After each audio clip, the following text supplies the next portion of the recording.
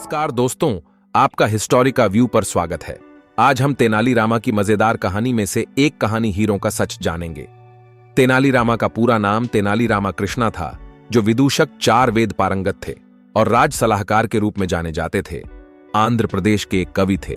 वे अपनी कुशाग्र बुद्धि और हास्य बोध के कारण प्रसिद्ध हुए। तेनाली रामा विजयनगर साम्राज्य 1502 ईस्वी से 1529 के राजा कृष्णदेव राय के दरबार के थे। तो चलिए सुनते हैं अपनी कहानी, हीरों का सच। एक बार विजयनगर के राजा कृष्णदेव राय दरबार में बैठे मंत्रियों के साथ विचार विमर्श कर रहे थे कि तभी एक व्यक्ति उनके सामने आकर कहने लगा, महाराज, मेरे साथ न्याय करें। मेरे मालिक ने मुझे धोखा दिया है। इतना सुनते ही महाराज ने उससे पूछा, तुम कौन हो और तुम्हारे साथ क्या हुआ है? अन्नदाता, मेरा नाम नामदेव है। कल मैं अपने मालिक के साथ किसी काम से एक गांव में जा रहा था।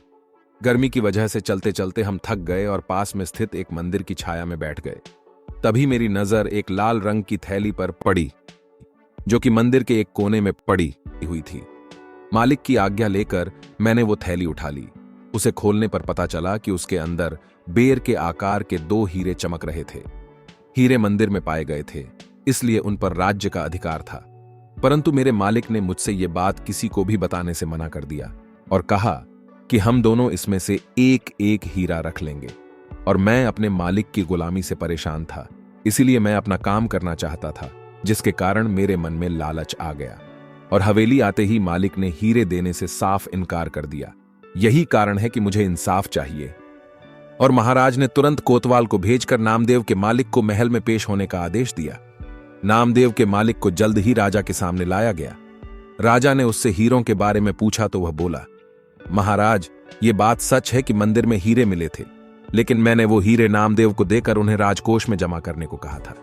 जब वह वापस लौटा तो मैंने उससे राजकोष की रसीद मांगी तो वह आनाकानी करने लगा। मैंने जब इसे धमकाया तो ये आपके पास आकर मनगढ़ंत कहानी सुनाने लगा। अच्छा, तो ये बात है, महाराज ने कुछ सोचते हुए कहा। क्या तुम्हारे पास इस बात का कोई सबूत है कि तुम सच बोल रहे हो?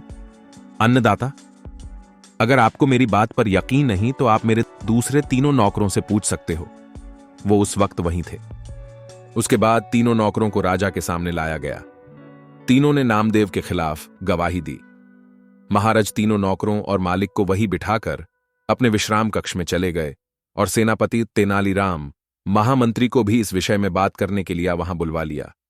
उनके पहुंचने पर महाराज ने महामंत्री से पूछा, आपको क्या लगता है, क्या नामदेव झूठ बोल रहा है? जी महाराज, नामदेव ही झूठा है। उसके मन में लालच आ गया होगा और उसने हीरे अपने पास ही रख लिए होंगे। सेनापति ने गवाहों को झूठा बताया। उसके हिसाब से नामदेव सच बोल रहा था। तेनालीराम चुपचाप खड्ढा सबकी बातें सुन रहा था। तब महाराज ने उसकी ओर देखते हुए उसकी राय मांगी। तेनालीराम बोला, महाराज, कौन झूठा है और कौन सच्चा इस बात का अभी पता लग जाएगा, परंतु आप लोगों को कुछ समय के लिए पर्दे के पीछे छुपना होगा। महाराज इस बात से सहमत हो गए, क्योंकि वो जल्दी से जल्दी इस मसले को सुलझाना चाहते थे, इसीलिए पर्दे के पीछे जाकर छुप गए।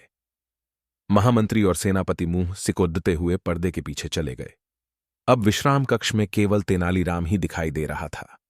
अब उसने सेवक से कहकर पहले गवाह को बुलाया। गवाह के आने पर तेनालीराम ने पूछा, क्या तुम्हारे मालिक ने तुम्हारे सामने नामदेव को हीरे दिए थे? जी हां। फिर तो तुम्हें हीरे के रंग और आकार के बारे में भी पता होगा। तेनालीराम ने एक कागज और कलम गवाह के सामने करते हुए उससे कहा, लो, मुझे इस पर हीरे का चित्र बनाकर दिखाओ।